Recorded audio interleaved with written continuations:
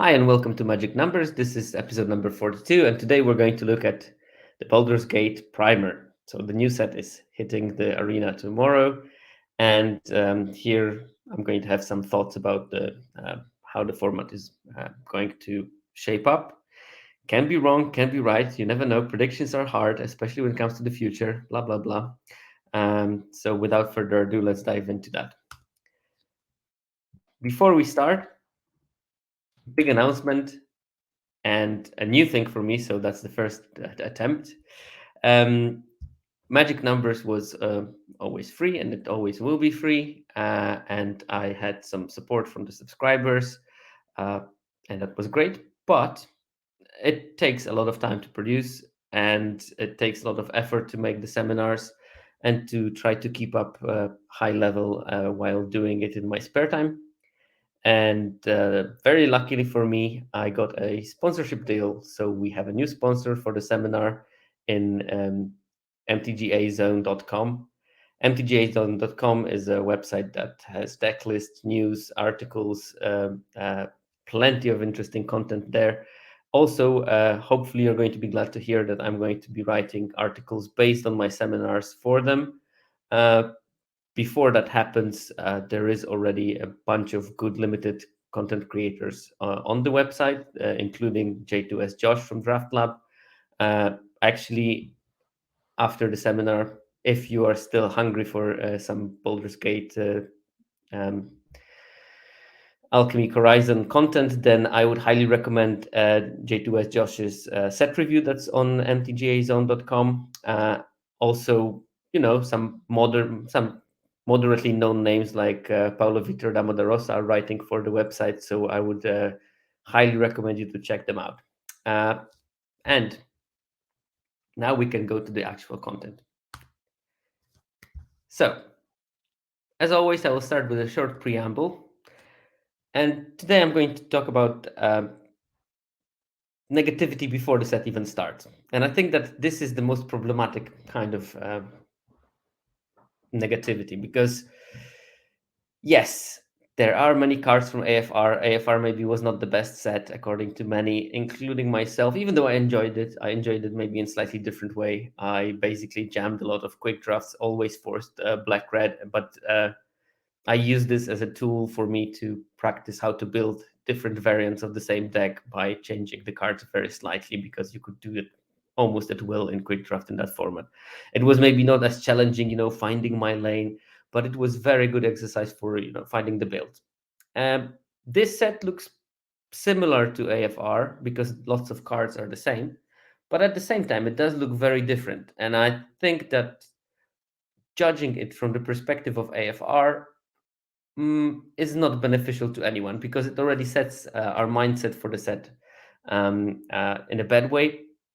And preconceptions are a heck of a drug. And people, when they are basing what happens on their preconceptions, very often come to the pretty bad conclusions and ruin their own experience of something because they are expecting really bad things to happen. And then, of course, they do happen.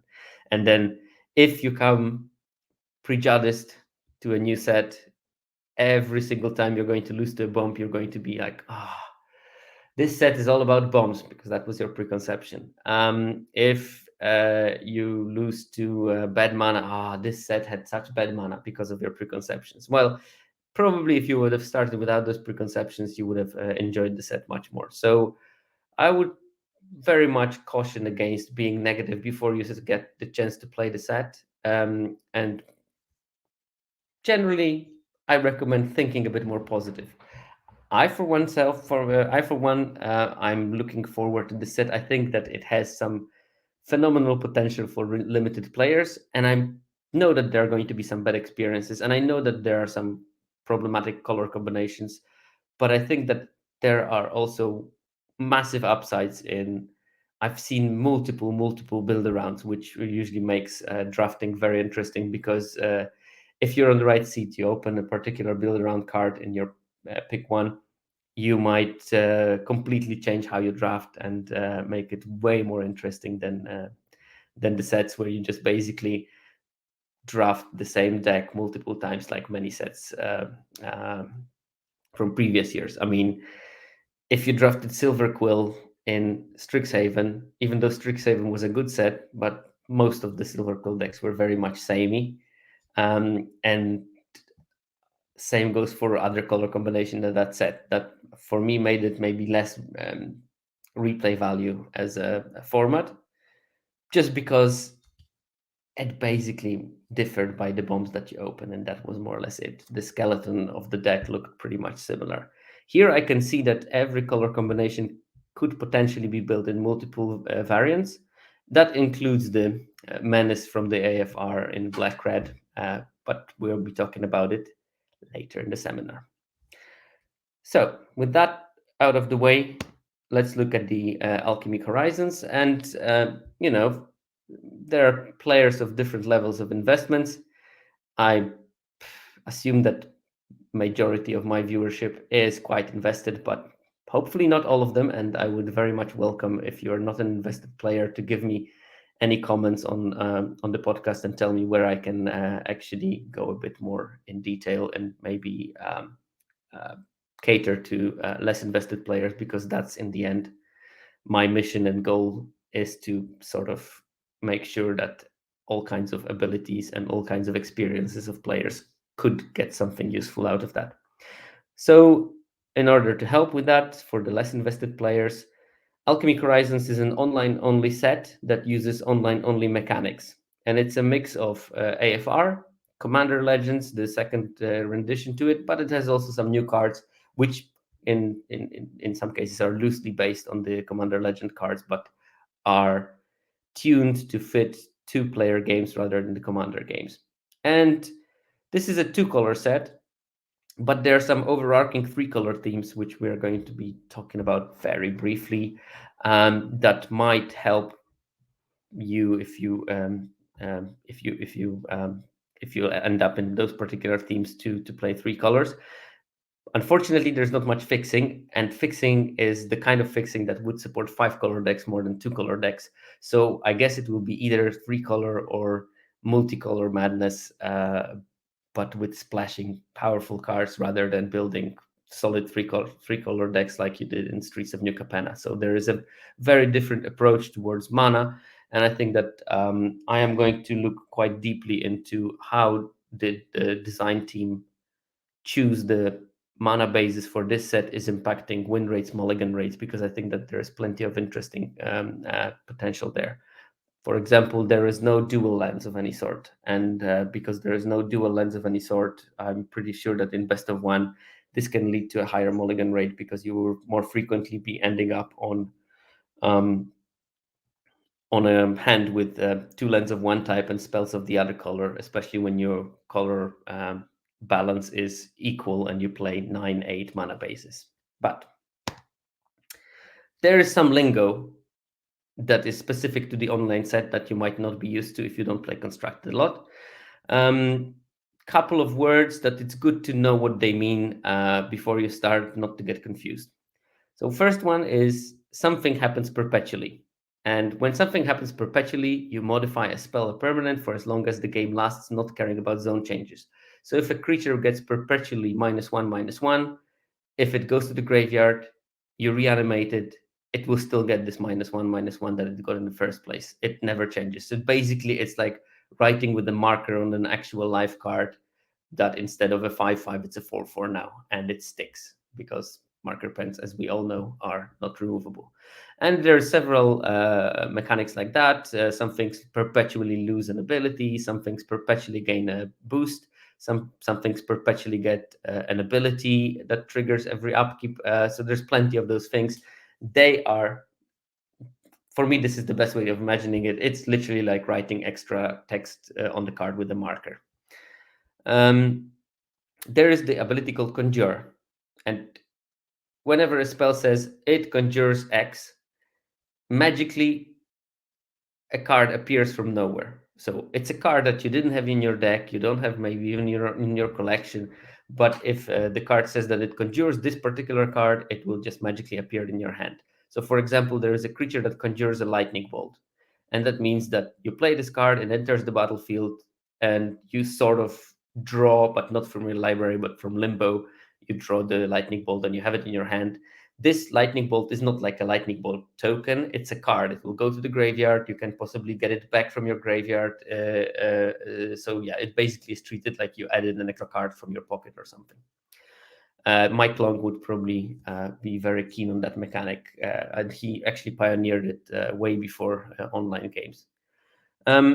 Seek is another mechanic. Seek, it means that you put a random card of a given characteristic from your deck to your hand without disrupting the deck.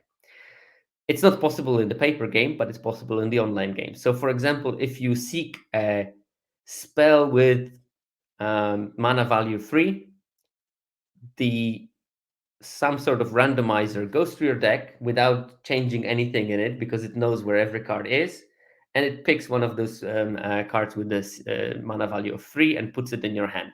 The rest of the deck stays the same, so unless the card that you sought was on the top of your deck, the card on the top of the deck stays the same, nothing changes, it just like appears in your hand again. And most of the time, seek abilities will have specific requirements. So like seek a land, seek a creature, seek an instant or sorcery or something like that. And there is another new mechanic, Boon. And Boon is a perpetual modification activated on trigger. Like normally those things on the card are solved in a way that says, until end of turn, if you play a creature, it gets a +1/+1 counter. But in online environment, it's not really needed to have it limited to the end of the turn. In paper version, it's just practically not very useful because you would have to remember, your opponent would have to remember that there was this effect and it's hanging, and maybe 5 turns later you can do something and it triggers, but then everyone forgets. It's just another pain to remember. But luckily for us, Arena will remember it for you. And for example, there are creatures that say when this enters the battlefield, you gain a boon. Next time you play a creature spell, that creature gets perpetually +1/+0. So you have a mixture of those mechanics, and then the boon disappears. So it only happens when you play your first creature, and after that the boon disappears unless you put a second boon or something, something like that. So these maybe sound a bit alien to limited players because we never play with those kind of cards. If you played some Alchemy, you should be quite comfortable with them, but they are not really complicated or difficult. They're just novel, and that's basically it. You just have to. Probably the biggest difference is difference between Conjure, which means from outside of your deck, and Seek, which is from inside of your deck. They're very different mechanics. Right. There are 2 basically new mechanics in the set, and first one is a peach. It's called Specialize. So you have a series of 19 creatures with Specialize. And you play them as the normal creature. Usually they're quite decent, actually. Here we have Wilson, the bear comrade. It's a 2-mana bear, so 2/2, with reach and trample and ward. So pretty well statted 2-drop. But it also has an ability Specialize. Now, Specialize is an ability that can be only used at sorcerer speed, and then you pay the specialized cost, which in all cases is some amount of colorless mana. And this is not the only cost you pay. Specialized implicitly has that you need to discard a card of a given color or a land of a given basic land type. So you can, for instance, discard a forest. What will happen when you discard a forest? Well, Wilson will transform automatically into different type of Winston. So it stops being a comrade and becomes a majestic bear. And the majestic bear has different stats. It has reach trample still and ward 2 as it had before. It has an activated ability when exile Wilson from your graveyard, target creature you control perpetually gains +1/+1 and gains reach trample and ward 2, activate only as a sorcery. So basically, it turns into a 5/5. When the 5/5 dies, you can exile it from your graveyard and something gets a bonus. But you can also reanimate Wilson, the majestic bear, from the graveyard, and it will not come back as a bear comrade. It will come back as Wilson, majestic bear, because once you specialize the creature, it perpetually becomes that copy that you created. And of course, if you discard a white card, he will become Wilson or Urbane Bear. And if you discard an island, it will become Wilson, a subtle bear that has not only trample but can't also be blocked, which is a cool combination, and so on and so on. So basically, based on which card you're going to discard, that's what sort of Wilson you'll get. Now, it might seem very complicated because there's five versions of Wilson, but most of the time, you're going to play two-color decks. If you play green-white deck, you either discard a green card or a white card, so it will become either the Majestic Bear or the Urbane Bear. So there's some choice, but there's not so much choice as you may think. Now, of course, in some weird scenarios, when you have a five-color deck, you will have a broader choice, but I don't think that those situations will be so common. So basically, when you build your deck and you have specialized creatures, you should focus on knowing which are the two abilities that you can gain from them. In most cases, those specialized creatures are pretty similar. They just vary by, oh, this one has first strike and this one has trample. So not a big difference at all. And if you know which two colors you're playing, you can basically know which two types of abilities you get. From my cursory look at the specialized creatures, it seems that discarding the card or the land of the same color as the original card makes a slightly weaker copy of it. So in most cases, if you have a green card and you discard another green card, you will get an upgrade, but it's not going to be as good an upgrade as if you would have discarded your other colors card. I think that it might be some kind of a mechanism to make them less appealing in monocolor decks in constructed. So keep. Wow, I have to go there. Bear that in mind. Um, okay, so that's the specialized mechanic. Second mechanic is a double team. A double team is a mechanic that is almost exclusively existing in white and red. There is a couple of blue cards that also have it, but most like vast majority of them is in white and red, and also vast majority of them at common is in white and red. Um, and creatures with double team, you play them just like a normal creature. It goes on the battlefield, nothing happens. But next turn, or same turn if they have haste, but whenever you attack with them, they lose the double team. So that line of text disappears perpetually from them. And at the same time, they conjure a copy of themselves, of the card that they are, to your hand. So basically, out of thin air, you create another Soldiers of the Watch in this case, and it's in your hand. You can play it, cast it, but the copy also loses double team, so it doesn't give you this infinite chain. It just like it copies itself once, double team, not triple team, not quadruple team, and then the ability disappears. Okay, so that's for the mechanics. Now, let's look at some stats for the removals, because I think that looking at the removal stats is a pretty telling way of analyzing what might happen in the format. So I looked at spells that can deal 1 damage, 2 damage, 3 damage, 4 damage, 5 damage. Roughly -1 is like dealing 1 damage. And then I checked on what percentage of creatures in the set are those spells capable of killing. And I also divided it in rarities. So the black graphs are commons, silver graphs are uncommons, and the golden graphs are rares and mythics. I bundled them together just not to get too many bars for no apparent reason. So first of all, there is not so much hate for X1s. There is only Shambling Gust, which is worth noting because there is plenty of 3/1 creatures. And a quarter of the common creatures roughly have 1 toughness. So Shambling Gust can kill probably quarter of the common creatures. Only 18% of the uncommon creatures are with toughness of 1, and only 6.3% of the rares and mythics have a toughness of 1, which you would expect. There is a bunch of really, really big rares and mythics in the set. And these numbers are nothing out of ordinary. I would say that they are roughly on par with other sets that we've had in the previous years. So not far away from the average of the sets, which we will see in a second, by the way.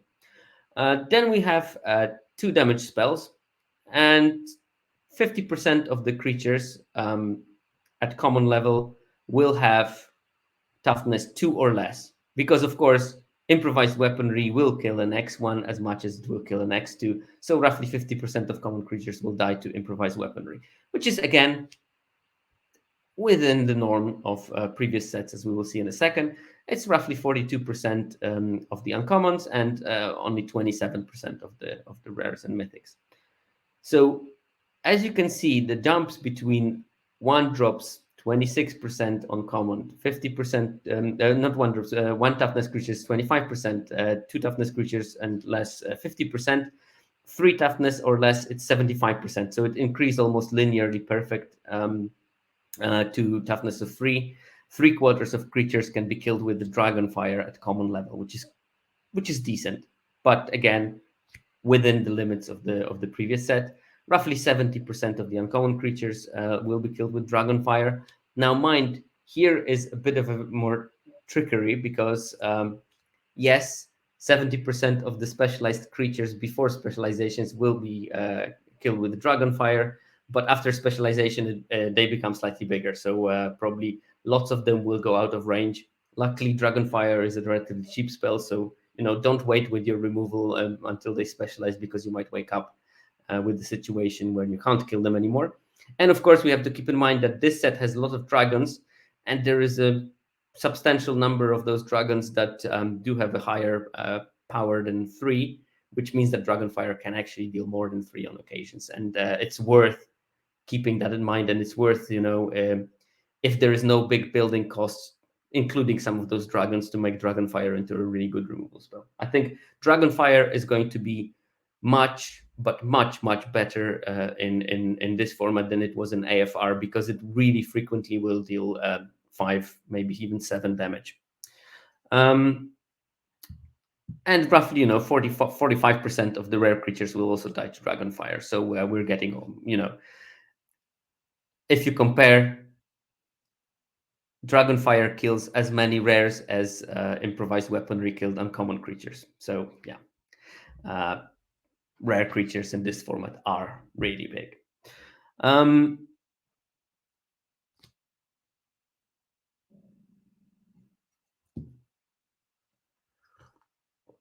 Blackwater Sunset. Oh, actually, that's a question that is quite relevant to the previous slide.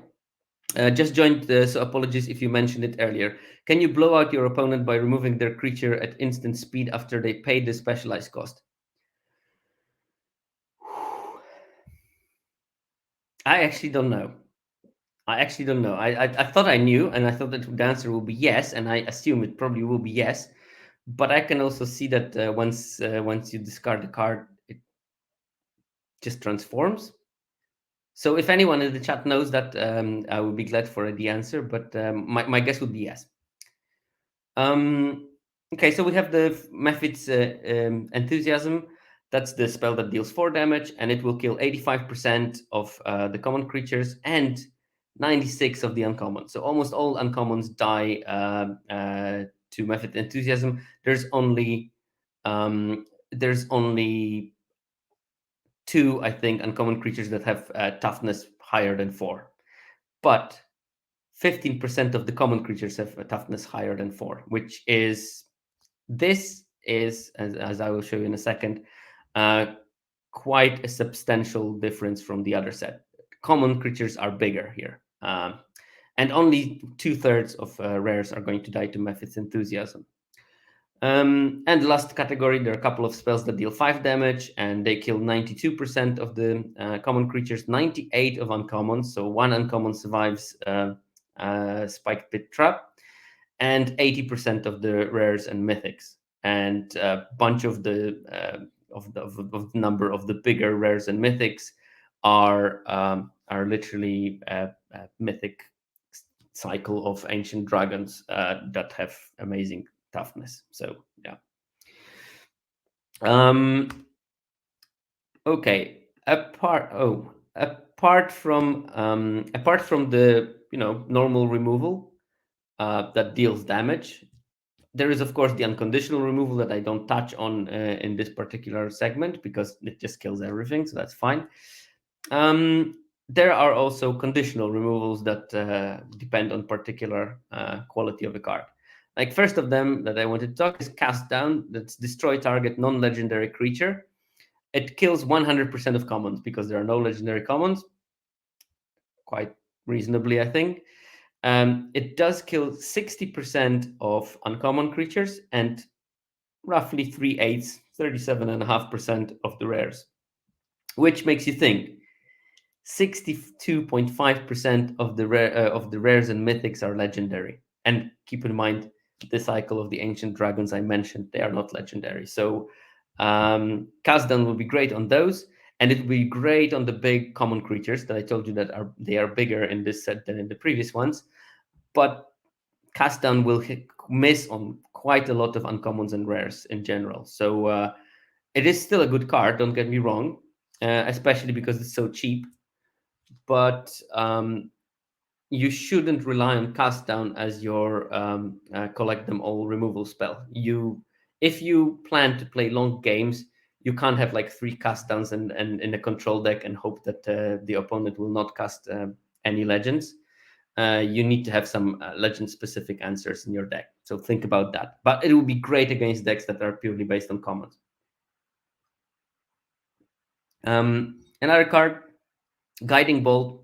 Destroy target creature with power 4 or greater, scry 2 for 3 mana at instant speed. It kills 21% of the common creatures, 28% of the uncommon creatures, and 43.8% of the rares and mythics. So I'm still split if I want to play this card in my deck. I will probably have to play the format a bit longer, depending on how prevalent the archetypes that base on chunky creatures are going to be. It might be a main deckable card, but it might also be something that you will mainly play in best of 3 as a sideboard card. So yeah, very much will depend on the first weeks on where we stand on Guiding Bolt. I do expect that because it's at the uncommon level, it might be powerful in the format, because normally these type of cards are at the common level, and once he upgraded its rarity, it means that they want the chunky vanilla creatures to be imported in this format, because probably this one is supposed to emulate core set, and core sets are usually let's play big creatures and slam each other with them, rather than the expert level sets where you want to accrue small value through playing spells that are 1.2s for 1. Another removal, I don't think that this one is going to be particularly playable, but Portable Hole, it exiles target permanent an opponent controls with mana value 2 or less, and that hits roughly third of the common creatures, third of the uncommon creatures, and 1/6, so like half of what the other ones are targeting of the rares. So it does have some targets. It is pretty cheap, and I think that there might be decks that will want to use it. But probably this is not a card that you'll automatically put in your deck. Again, if you want to play a slower deck in white that will also maybe have potential uses for Portable Hole. I'm thinking, for example, in blue, there is a 3 mana creature. When it enters the battlefield, you can put a 3+1/+1 counters on target artifact, and it becomes a creature with flying that is a 3/3. Maybe you want to put Portable Hole in those, just to slow down the aggression from the opponent, and then use Portable Hole as an attacker. So that's a potential there for this to become playable. But outside of those kind of effects, I'm not sure that it's going to be playable, especially because there is plenty of incidental artifact and enchantment hate in this format. That it will take us some time to figure out that they exist, but they are there everywhere, peppered in. There's like a 1/3 that can destroy an artifact or enchantment. There's a 2/3 that can destroy an artifact and enchantment. There's some creature that has an adventure that can destroy an artifact and enchantment, and all those things are going to hose your portable hole in the longer games all of a sudden. And not only that, but also giving your opponent value for a card that was probably dead because those adventures are just very incidental. So yeah, every single artifact and enchantment build around in this format will have to deal with the fact that this incidental artifact enchantment removal does exist, and you may have this perfect plan, but all of a sudden the whole plan will be foiled because someone has just some random card that has destroy artifact and enchantment tagged along on it. And this is very different from some previous sets where enchantments were just like you put it on the board and you know that it's just going to stay there forever, and that made enchantment based build around super powerful in those formats because you get the certainty that unless something really, really strange happens, it's going to survive. And the last removal that is conditional, there's two of those that can destroy target creature with flying. And one is tagged as an adventure on Ettercap, a 5 mana 2/5 with reach. So that's like a double hate on flyers. If you're planning to play any kind of flying archetypes, and best of three, you might expect any green opponent to probably have an Ettercap in their sideboard, and you'll have to deal with it one way or another. It has a 3 mana spell that destroys target creature flying.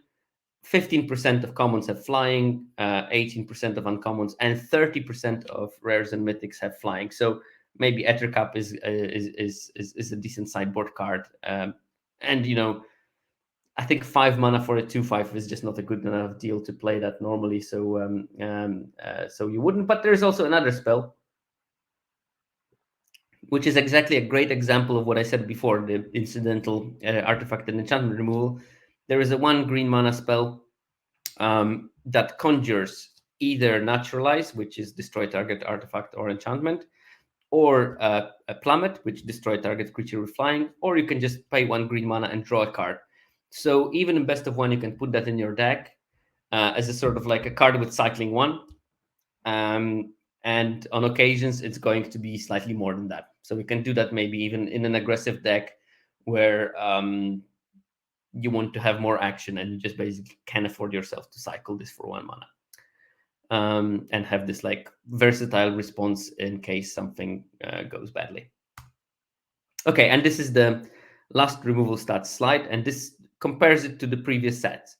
So I told you that in terms of creatures with 1 toughness, the Alchemy Horizons set is not different from the average from previous sets. As you can see, Streets of New Capenna, the orange one, was really heavy on 1 toughness creatures. This is only at the common level. I just look at the commons here. So in Streets of New Capenna, 31% of the creatures at common had 1 toughness. Here it's 26%, and that's within the range. It's similar to Kamigawa. It's similar to Midnight Hunt, slightly higher than Crimson Vow and AFR. And outlier there was Kaldheim, which had almost 0 of 1 toughness creatures. So that was the outlier. It had half of the 1 toughness creatures that Baldur's Gate has. Then we can look at the 2 toughness creatures. Again, this is bang in the middle. There were 2 big outliers in the recent sets in Streets of New Capenna and Midnight Hunt that had much more of the 2 toughness and less creatures, around 60%. Here we are in 50, together with the Kamigawa, with the Crimson Vow, with Strixhaven and Kaldheim. And weirdly, AFR had very few of the 2 and less toughness creatures. It only had 41% of those. Now, at the level of 3 toughness, usually it evens out quite well. Here we only had 1 big outlier, and that was the Streets of New Capenna. Streets of New Capenna was a 3-color set, and it was also based on creatures that had abilities more than stats, and you can see that in this data that there was a lot of smaller creatures that common, but they had some other abilities.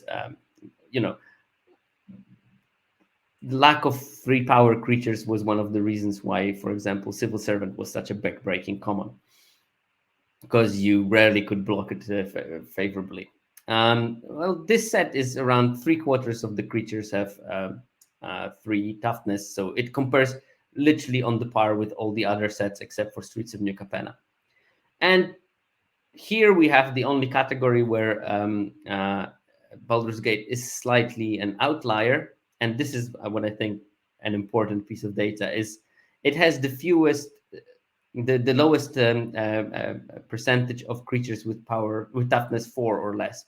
So 85% of creatures, as I said before, have power 4 or less, and this is lower than any other set in the last 2 years. Um, I think that in Streets of New Capenna, 93% of the creatures had toughness 4 or less. Here it's 85, and the other ones are slightly higher percentages than Baldur's Gate, around 89, 91, 88, 87, these kind of ranges we're talking about for those creatures. But those 3% is a big difference because it, in my opinion, will enable a couple of strategies that were probably not available in the previous set, combined with some other cards that are present in the set. I'm going to talk about it later. Okay, just to give you an impression of card types. Out of the 270-ish cards in the set, 160-ish are creatures. There is 40 instants in the set, a bunch of them being actually combat tricks, so they are instants that are built to play with creatures. I don't think that this is a spell-heavy set, so this will automatically make all the spell synergies weaker in the format. So, for example, there is this enchantment build around that you seek 2 spells with casting instant or sorcery spells with casting cost 3, and then you can play them every turn. But you don't have a great selection of spells that cost 3. And that's probably a problem for that card as a build round. And also, it's an enchantment which will be hit by this incidental enchantment removal. So it looks like a sweet build around, and I've seen just Lolaman playing it multiple times. He actually drafted it twice in the early access, and it worked for him.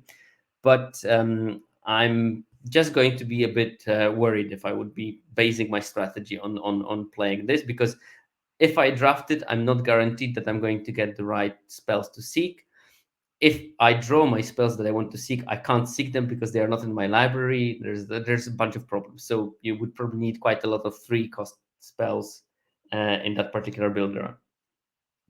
There is 32 artifacts, which is not that important. Most of them are actually artifacts. I think that there's only 3 artifact creatures. They are actually counted in the both counts. The creatures and artifacts are counted. So there is like literally a handful of cards that care about artifacts in any way. So just don't worry about it. There's a bunch of equipment, but it's usually pretty bad, to be honest, and at higher rarities. And there's a couple of cards that care about those equipments, but yeah, you shouldn't care too much about that. 23 sorceries, which is actually quite a low number, and thus proving that this set is not particularly spell heavy. There's 12 enchantments. Most of them are auras, and because there are so few targets and so much incidental enchantment removal, again, all the enchantment based removal is going to be slightly downgraded, in my opinion, even though there is a white enchantment spell that basically is a pacifism variant, but it also conjures a 2/1 with double team into your hand. It's great. It looks amazing. I'm just slightly worried that I can't count on it because there is enough of blink and enchantment removal in the format that the opponent will be able to get their creature back. So which is great that you at least get a 2/1 out of the deal, and maybe a couple of turns of peace. But like Charmed Sleep, I think is going to be almost unplayable in this format, and I would strongly warn you against playing Charmed Sleep because blink and enchantment removal is going to take it down if you're counting on Charmed Sleep as your removal spell. There's only 6 lands in the whole set, 5 gates in each color. They are sort of like tapped basics that allow you to seek a card from your deck, a spell. So basically, you have it as a land, comes into tapped, and somewhere later in the game, you can pay 4 mana to basically draw a spell from your deck without disrupting the deck. And there are 2 planeswalkers. If you open them, You're lucky because they're both amazing. But just for the completeness of stats, I put them in. So with that, we can start going into archetypes. And I'm just going to go in my standard order. So starting with Wu, Woob, Boo, Brr, basically Wooberg. Um, Shadow Cloak is wondering why we didn't get all the gates. I have no idea. I mean, maybe they didn't have an idea to make a gates of a build around that would be feasible and not busted. So they played it safe and then just put some gates because those gates are going to be important for some pauper something. I don't know. Or gates deck in alchemy will be better. I don't know. I don't know. Um no, actually that's interesting because then you can play all lands deck that has one spell that will win the game and then seek it and you always get it. I don't know. Maybe maybe there is something in there. Anyway, starting with the archetypes, white, blue. So the signpost uncommon, every single archetype, I'm going to give the signpost uncommon, read what it does, and then just generally speculate a bit, except for one archetype when I want to take a deeper dive. Signpost uncommon for the white blue is OG the Exquisite Blade. It costs 2 white and blue. When OG the Exquisite Blade enters the battlefield, you gain 2 life and scry 2. Whenever you cast your second spell each turn, exile up to 1 target creature you control, then return it to the battlefield under its owner's control. Um, so this one has the 2 spells a turn synergy, which is weird because there are literally 2 cards in the whole set that have that synergy. But it's also a blink thing, and white blue, in theory at least, is supposed to be about blinking things. So there are 6 total blink effects at different rarities, but most of them are actually quite accessible at common level. And there are 16 creatures at common and uncommon with ETB effects. But there is a problem that those effects generally are not that exciting. So, in my opinion, the theme that Wizards is trying to sell is slightly undersupported. Now, OG itself looks pretty good to me because, first of all, it is a source of blink effect because if you double spell on each turn, you can blink something. And most importantly, second of all, it's also a blinkable target. So it can blink itself because exile up to 1 target creature you control. It can exile itself, which means you will gain 2 life and scry 2, which if you do it often enough, you can stack your library quite well and you can draw gas and it will further allow you to double spell more proficiently.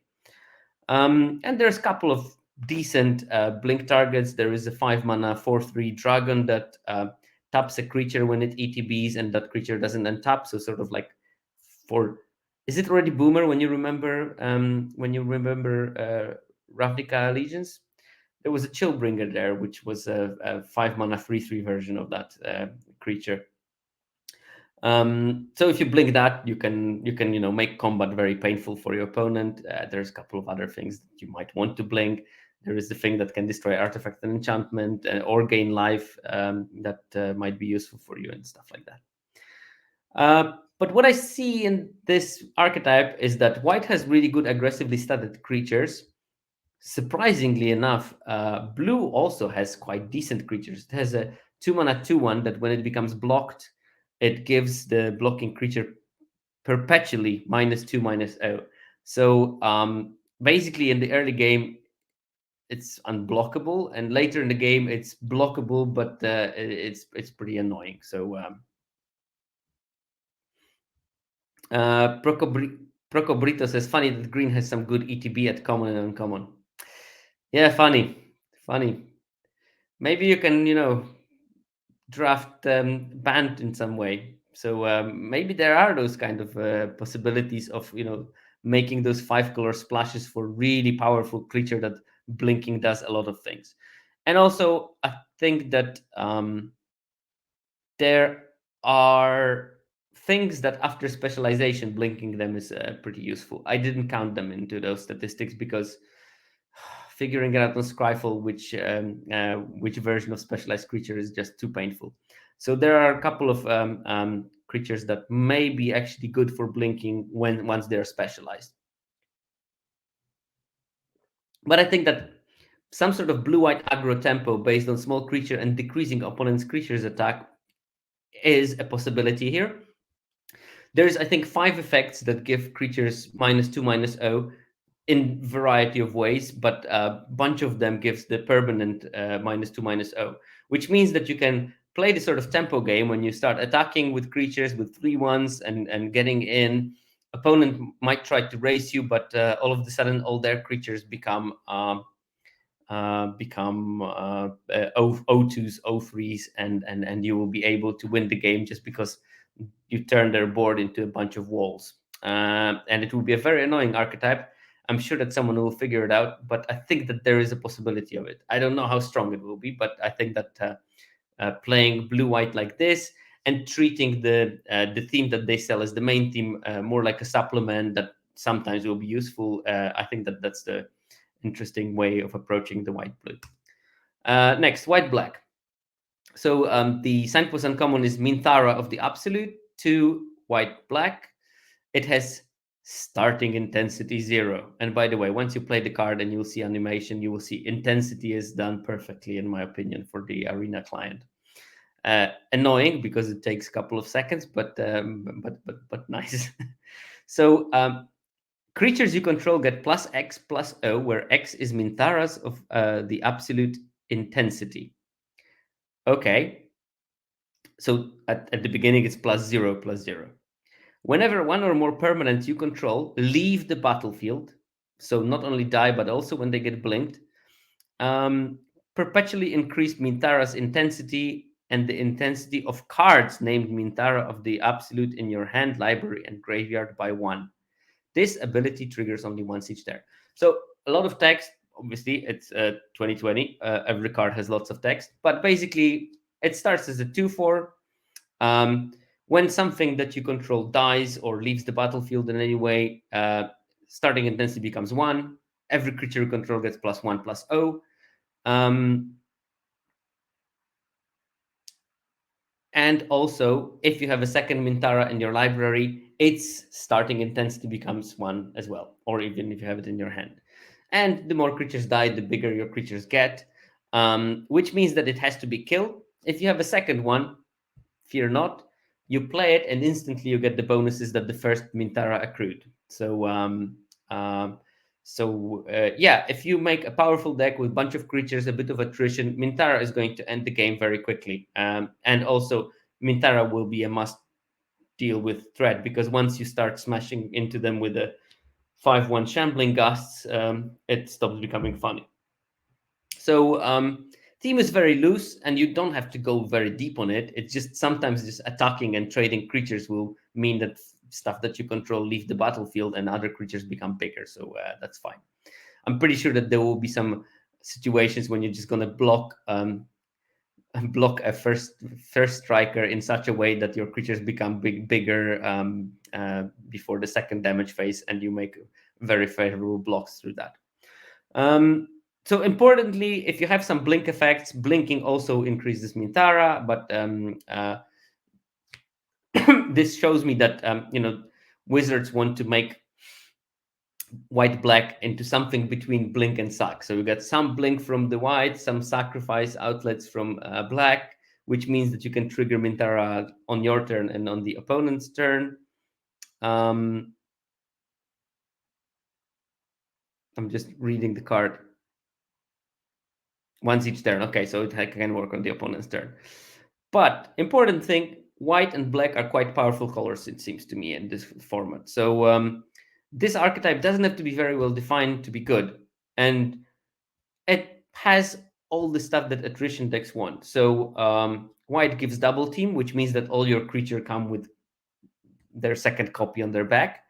And black provides really busted commons from AFR that we've played, we've tried, we know they're good, and combination of those, I think it's going to be a pretty solid archetype.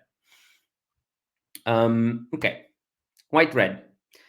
White-red's signpost are uncommon is Liara of the Flaming Fist, red and white, legendary creature human soldier. At the beginning of each combat, each creature you control gets +1/+1 until end of turn if it has the same name as another creature you control or a creature card in your graveyard. So this is something to promote double team, because if you have a double team creature, you attack with it, it traded, you get the second copy, you play the second copy.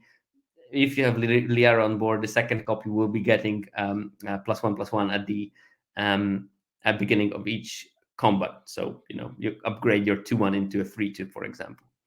And then it also has an activated ability: 1 red, white. Another target non-token creature you control gains first strike and double team until end of turn. Activate only as a sorcery and only once. Now note, not once each turn. It would have been busted if that would be the case. Only once.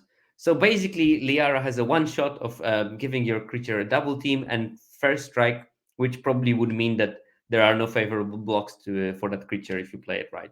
And then you can attack with that creature, and it summons its copy to your hand, conjures its copy to your hand. So white red looks to me like a synergistic aggro. It has everything that aggro needs. Like, white creatures are aggressively statted. Lots of red creatures are aggressively statted. Red has decent enough removal. White has some chunks of removal that red doesn't have. Um, there is 9 creatures with double team, which means that you can build an aggro that doesn't run out of gas. It has 4 effects that also give double team. That includes the Liara's special ability, but there are also a couple of others that do that. It has powerful 2-drops. Yeah, again, as I said, removal is really decent and possibly more than decent. And I think that it's one of my favorites for an early archetype that will be dominating the meta game, because it's relatively straightforward to build. Just put good, great creatures. If you don't know which creatures are good, again, I'll send you to the J2S Josh's articles on MTGA Zone. He's got good gradings of every card and every color, so worth looking into it. But I mean, probably we're decent enough to evaluate creatures on our own, even without reading.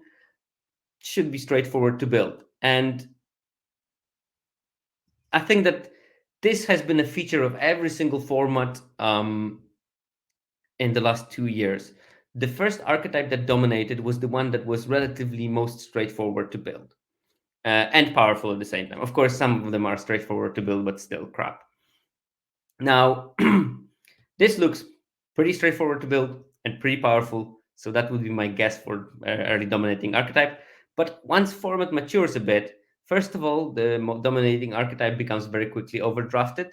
And in most cases, this will lead to a decrease in power, which opens up the door for other archetypes.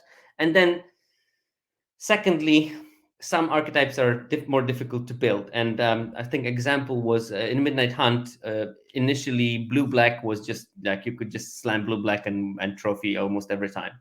But after 2-3 weeks, people got to know that blue-black is good. They started drafting it higher. They started drafting cards that were wheeling regularly much higher. And blue-green became probably one of the archetypes with the highest win rate. And blue-green was not really good in the beginning because blue-green was anything but straightforward to build. And it required some trial and error to figure out how to build the archetype and how to squeeze out the most out of it. And it's, I think, been the same with Streets of New Capenna, where brokers started as the dominating archetype and had highest win rates for the first 4 weeks of the format. But actually, when you look at the data from later, Maestros, so the blue, red, black, had a higher win rate than brokers, because people learned how to build Maestros better, but at the same time, brokers became slightly more drafted, and you couldn't just get your fifth pick inspiring seers. And I think that this makes it a favorite for the early format, but I don't think it will be the best archetype in the late format. White green. So on paper, this is a life gain archetype. The signpost uncommon is Trelasara Moondancer, green and white, legendary creature, elf cleric. Whenever you gain life, put a +1/+1 counter on Trelasara Moondancer and scry 1. So it's a great payoff. Yeah, if you can play it on turn 2 and then get life gain, life gain, life gain, you are in business. However,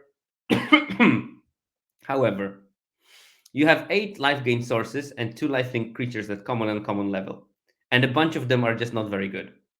Also, you only have 3 payoffs. So there's Trelasara, there's the unicorn that grows in the same way as Trelasara but doesn't scry and costs 3 mana to be a 3/2. And there is a Lurking Roper, 4/5, that doesn't untap, and when you gain life, you untap it. So basically, you need life gain for that creature to be an attacker, but you can play it as a very good wall. But that's still not much. So in my head, life gain looks more like a support theme than something that you that's worth building towards. And don't get me wrong. Once in 50 drafts, you will end up with white green wide open in the pod, and also the right cards open, and you will get like 3 Trelasaras and 2 Prosperous Innkeepers, and boom, you play this super good life gain deck. However, I think that there's just enough life gain and just enough payoffs that you can, without shame, play Trelasara, because even if you make it into a 3/3 and you scry 1 for 2 mana, that's a smashing deal. And the little bits of life gain are enabling you to race very efficiently. If you manage to race very efficiently, you can basically win those races if the opponent is willing to race. And if not, the longer the game lasts against another aggro deck, your life game is going to take over the game, because even if you have the 2, 3, 4 life gain sources in your deck, you will draw into them. You'll make Trelasara big, you'll play some of the big green chunkers. So you can play this sort of like aggro with the mid-range to top-end plan in this deck, and use life gain as a sort of way of surviving into late game. Yeah, basically. So text looks like, it will be probably very dependent on A, what you open, B, how open the color was. So I don't think that it's something that you will be forcing, but once you are in the seat when white green is open, I'm pretty sure that you can come up with a decent deck from that. Nothing to be ashamed of, but it's probably going to be somewhere in the middle of the win rates in the format. Oh boy, blue black. Okay. On paper, the theme is Saboteur. And that's Saboteur means that if a creature deals damage, something happens. And the signpost uncommon is Cradle of Baldur's Gate, which probably is the most frustrated hero of Baldur's Gate.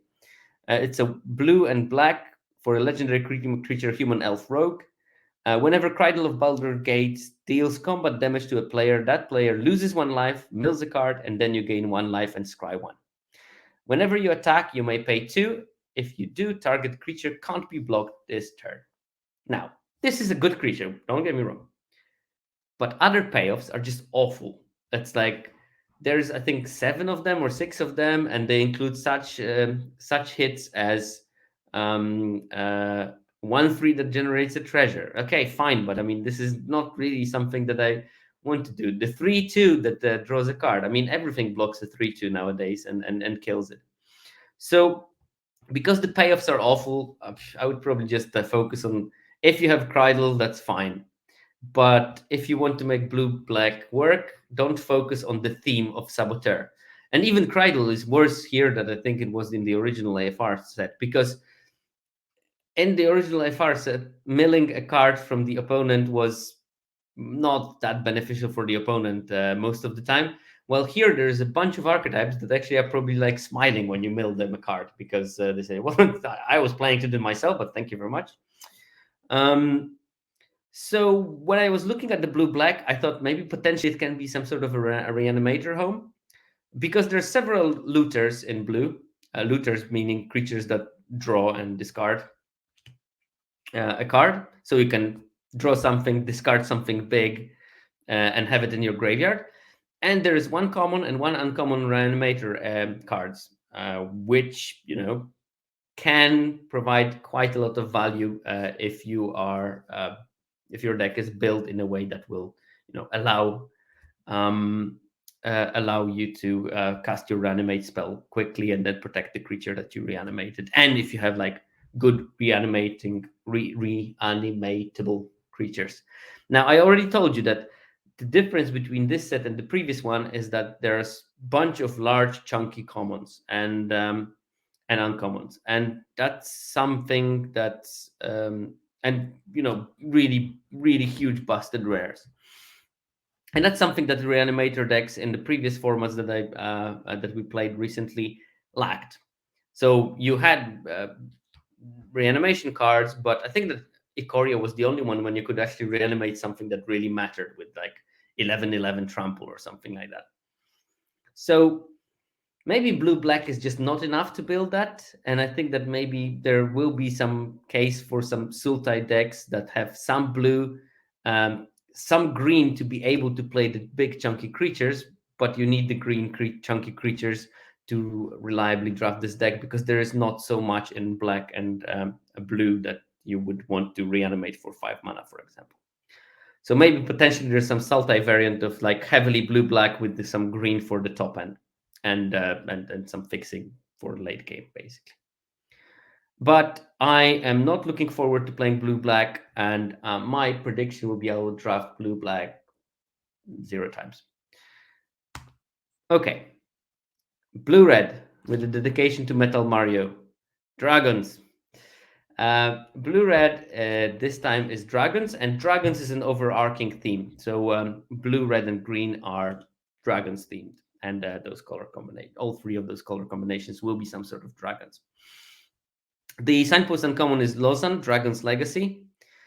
It's a 3 blue red legendary dragon shaman, flying. Whenever you cast an adventure or dragon spell, Lausanne, Dragon's Legacy deals damage equal to that spell's mana value to any target that isn't a commander, which is luckily that there's no commanders in draft, so it will just deal to any target.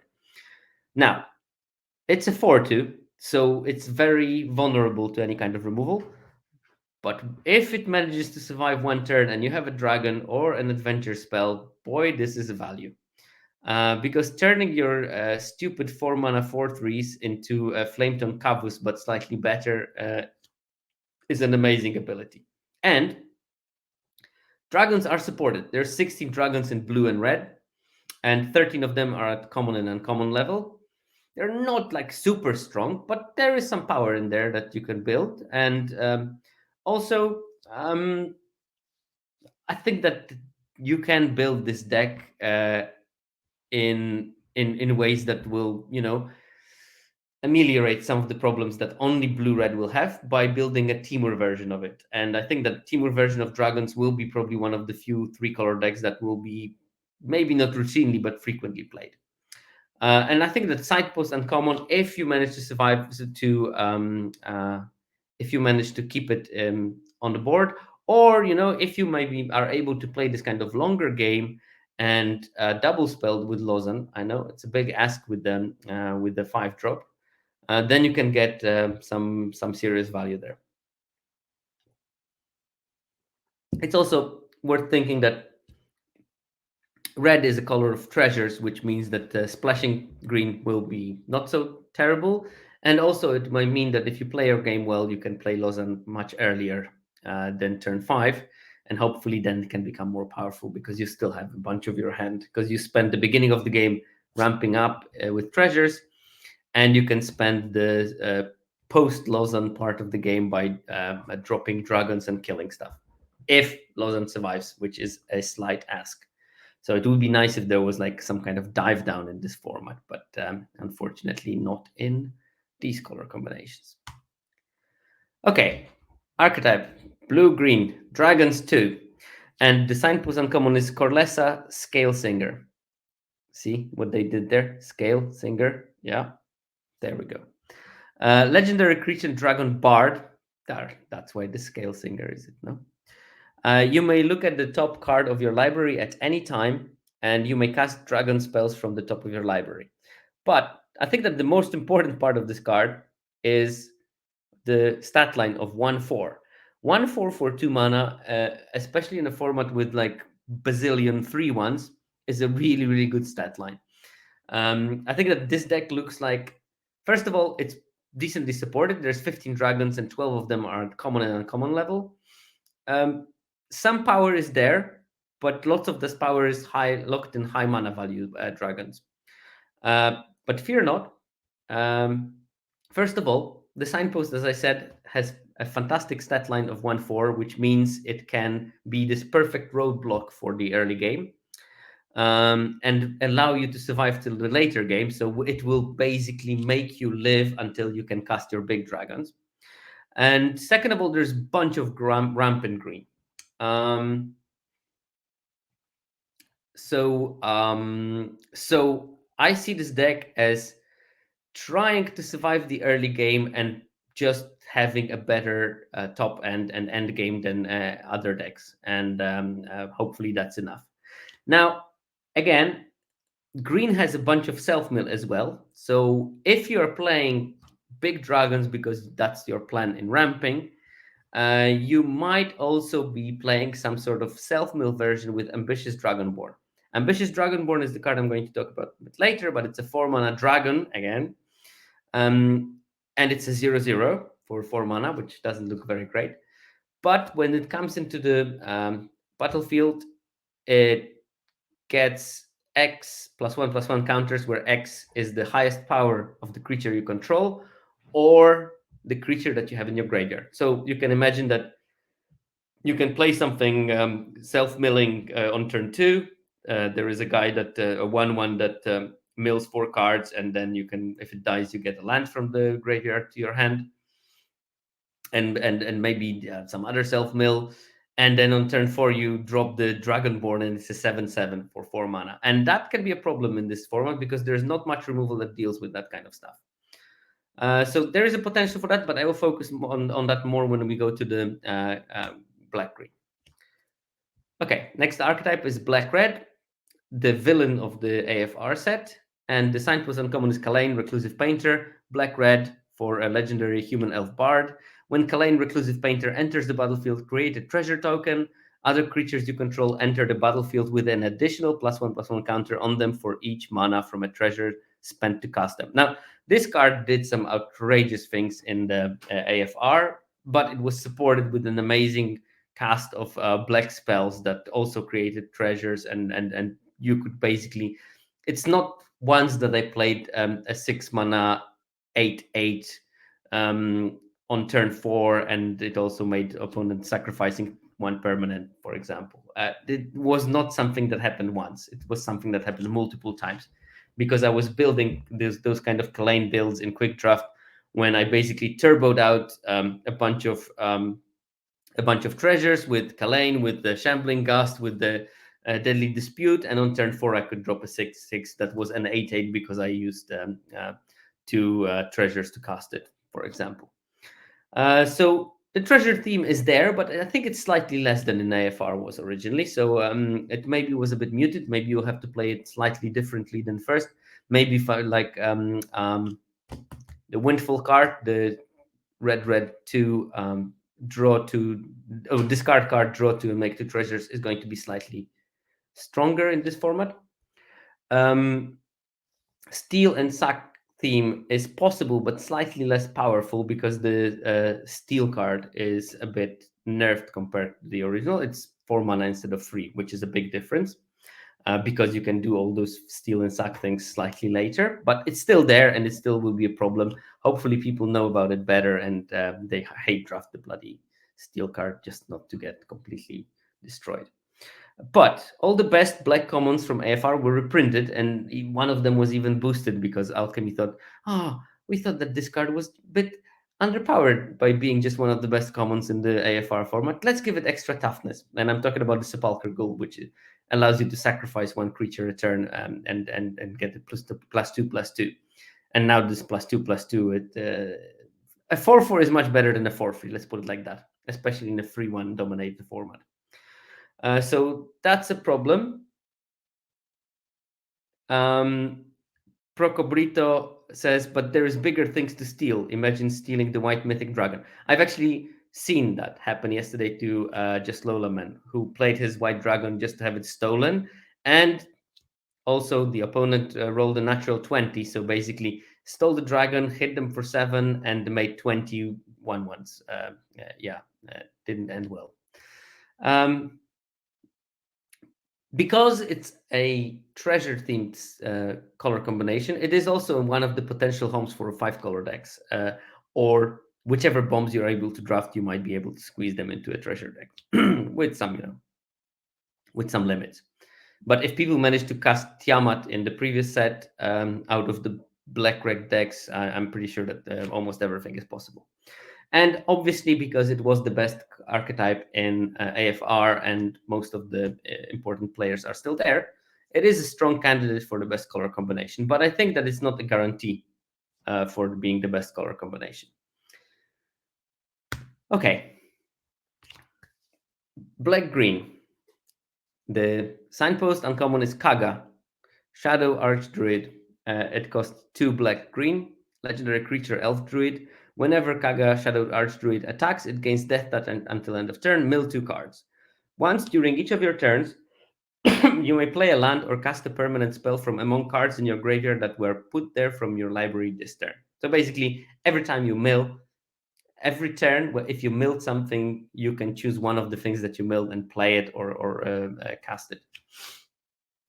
So generally, the synergy archetype for this one is graveyard themed. You self mill and then you have stuff in your graveyard and you can do with something with those things in your graveyard, or you can, like in case of Kaga, you can play the things that you just milled. It combines self mill and graveyard synergies, and I think it's my dark horse for the format. Um, because I think it has potentials of some filthy stars that are built on commons. And every time I see a potential for filthy starts built on commons that very likely few other archetypes will want, my brain starts going like, how we go with it, and that's why I decided to speculate slightly deeper on this color than on the other one. So I have a couple of slides in there, but um, black green in my head version, because I can imagine that there's also an attrition version of it. That's fine because black has so much good removal and green has quality creatures. I can imagine that like just a straightforward, just put good green cards with good black cards, it's going to work fine. But you can, I think, build it a bit more synergistically. So there's a bunch of self-mill enablers, including the Kaga, the signpost uncommon, which mills 2 whenever it attacks. There is the Circle of the Land Druid, which is a 2 mana 1/1. When it enters the battlefield, you may, and I would like to stress, in all those cards except for Kaga, when you decide to attack or not, you have a may on the mill. Again, here you play the card, so you decide if you want to play it or not. But you don't have those mills that are forced by the card, like you had, for example, in Dig in Streets of New Capenna, when you milled 3 cards and then you return a creature from your graveyard. And I had games where I just couldn't cast it. I couldn't cast the Snooping Newsy in some games because I had to mill myself, and I had like 4 cards left in my library, and I basically said, I don't have a chance of winning if I mill 2 cards. I have a chance of winning if I don't play my Snooping Newsy and then just hope to get their own damage without milling myself. Here you have some sort of insurance policy that lots of this mill is you decide whether you want to mill it or not. I can play the Circle of the Land Druid with 1 card in the library and just skip the mill. And it has another ability. When Circle of the Land Druid dies, return target land card from your graveyard to your hand. So as I see it, you can play it on turn 2. You mill 4 cards. Hopefully there's a land in there. If there is, well, your opponent, if they are having one of those aggro decks that are based on 3/1s, 2/1s, they can't really attack into it. So it's stopping it pretty proficiently. If they have a 2/2 and you think that you need a land and you got what you wanted, and basically lands is what stops you, can just chump block with it and get your land back. So that's fine. Like even if they attack with the double team 2/1 and they get another double and they get another 2/1 based on that attack, you block and you get a land back. So you're not super behind on that exchange. And normally, if you just had the vanilla 1/1, you would. So Circle of the Land Druid is good, especially if you want to mill yourself. Then you have Grey Slad, also known as Gary Salad. This is a 3 mana frog horror. As long as there are 4 or more creature cards in your graveyard, Grey Slad has Menace and Death Touch, and it's a 4/1 for 3. 4/1 with Menace and Death Touch, hell of a card because that's a 5-turn clock that requires to be a natural 2/1, but it also has an adventure. Entropic Decay is a 2 mana sorcery that mills 4 cards, which is not much, but if you want to mill yourself for some reason, that's pretty good. Also, it can help you to get Gary Salad into a 4/4/4/1 Menace Death Toucher rather than just a vanilla 4/1, which is not spectacular by all means. Still a decent blocker because it will kill like a bigger thing on blocks. And the last card that I'm talking here is the Enablers, Druidic Ritual, a 3 mana sorcery. You may mill 3 cards, then return up to 1 creature card and up to 1 land card from your graveyard to your hand. So these are the things that enable you to self-mill. But of course, self-milling, just for the fun of it, is not really cool. So you need some kind of payoffs. And like good part, Kaga the Shadow Archdruid is a payoff in its own because you mill yourself and any other mill effect. By the way, this is the thing that you can attack with Kaga and mill too, and maybe they will block and kill it. Not a great deal, but you can just keep it on board, play the mill from Gary Salad, and you can choose one of those 4 cards that were milled, and you can play it in that turn. So if you have enough mana, so like in the later game, that's going to be definitely coming into play at some stage. There's Sigil of Miracle, which I thought that card is going to be unplayable. It's an uncommon enchantment for 3 mana. At the beginning of combat on your turn, mill a card. When you do, if there are 4 or more creature cards in your graveyard, put a +1/+1 counter on target creature you control, and it gains Death Touch until end of turn. I thought it will be difficult to start, but if you go all in on the self-mill strategies and your deck is also moderately creature heavy, you can get quite far with that. So this basically becomes like an uncommon version of Sparring Regiment from Strixhaven or the Fight Rigging from Streets of New Capenna. These were decent cards, or like Druid class from original AFR. And also the Death Touch on top of everything makes it really hard, especially when you grow the creatures to a bigger size, makes it really super hard to kill them favorably because you triple block it, it kills everything. So potentially a good payoff for the deck. Now note that this one is not a May, so you have to mill yourself. So in this, if you play this card on the board, you have to think not to fly too close to the sun. Then there is Summon Undead, which is again great because it's a payoff for self-milling, because it says return creature card from your graveyard to the battlefield. But it's also an enabler because the first line of the text of the card is you may mill 3 cards. It costs 5 mana, you can reanimate anything. And there is, as I told you, good common large creatures that you will be wanting to reanimate. So there will be targets for that reanimate, and very fortunately for that archetype, they are mostly in green. So if you go for that archetype, you might be able to get pretty late good targets for it. And there is another sort of reanimate spell in Ambitious Dragonborn, the card that I mentioned already, 3 and green for a Dragon Barbarian.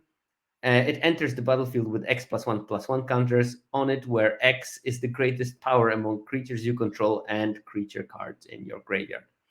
So with this card, I mean, it's not really that unreasonable to imagine you play the Circle of the Land Druid on turn 2, you mill some big creature, you chump with it, you get the land that you need to cast it, and on turn 4 you play Ambitious Dragonborn.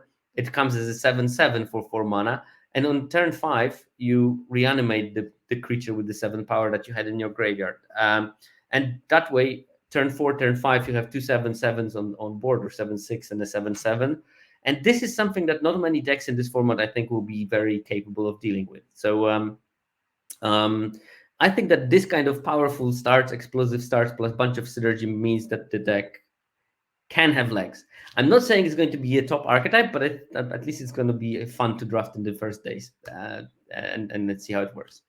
Now, apart from those enablers and payoffs, you need actual meat.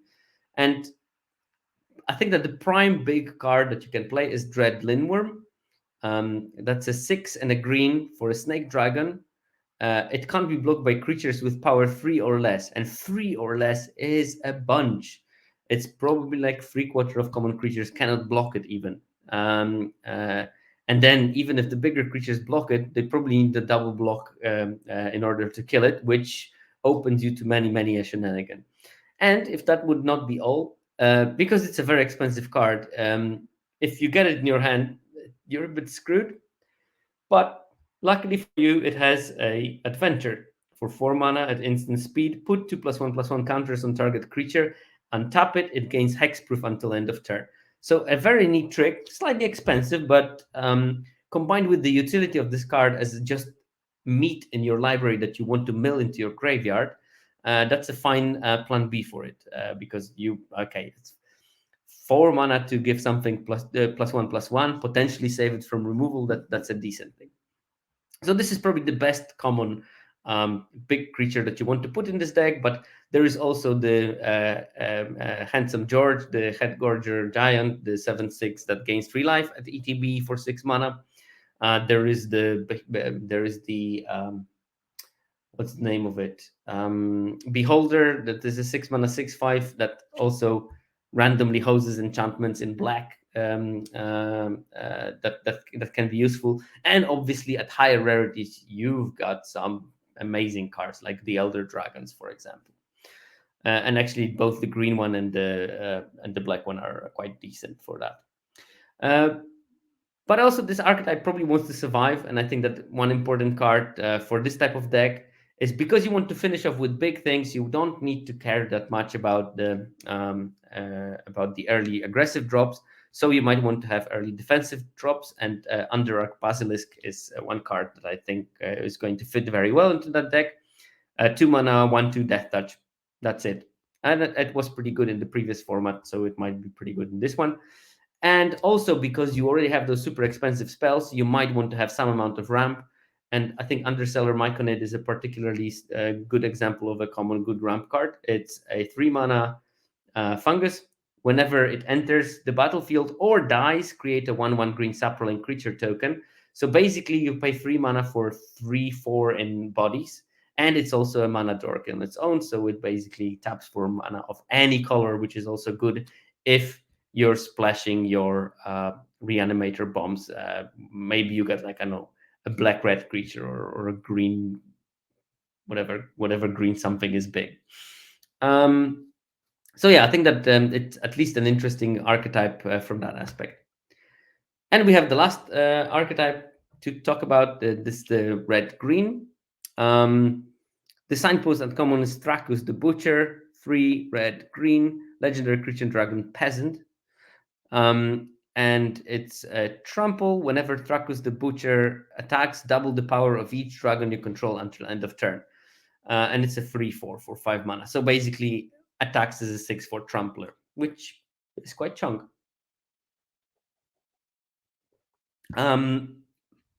So I call the Dragons 3 Dominion, as an homage to the worst part of the Jurassic world. This one utilizes a smaller of the dragon brethren well, because if you double like a 2/2 dragon into a 4/2, that's a pretty decent boost. If you can get in with them. But green and red has pretty good top end as well, and pretty good ramp, and can splash for other signposts. So I would see red green as a sort of home where you can potentially make those 3-color dragons. Like blue will be the splash then, and red green the base. And Thracus, I don't see it as a card that you build around really. It's something that you put in because it's a reasonably statted dragon creature. And because you have treasures, and because you have the green tap for any color ramp creature, you can splash for other signposts, or if you're lucky enough, for one of the legendary dragons from other colors as well. So that is an interesting part of it. Okay, I think that that's all the archetypes. So Again, acknowledgements. I would really like to thank MTGA Zone for sponsoring the show. Um, but this show would not be possible also without the 17 Lands team, and then Viral Misnomer, Hululu, Grant Wu, and ZTM are absolutely essential for that. And it is released in a podcast form, so I would like to thank Fake Jake Brown, who's even on his holiday is churning out those episodes for me. So thank him for that. And also thanks to SSQ and Mana Junkie for being kind enough to provide the music that I use in the podcast. And with that, see you next week.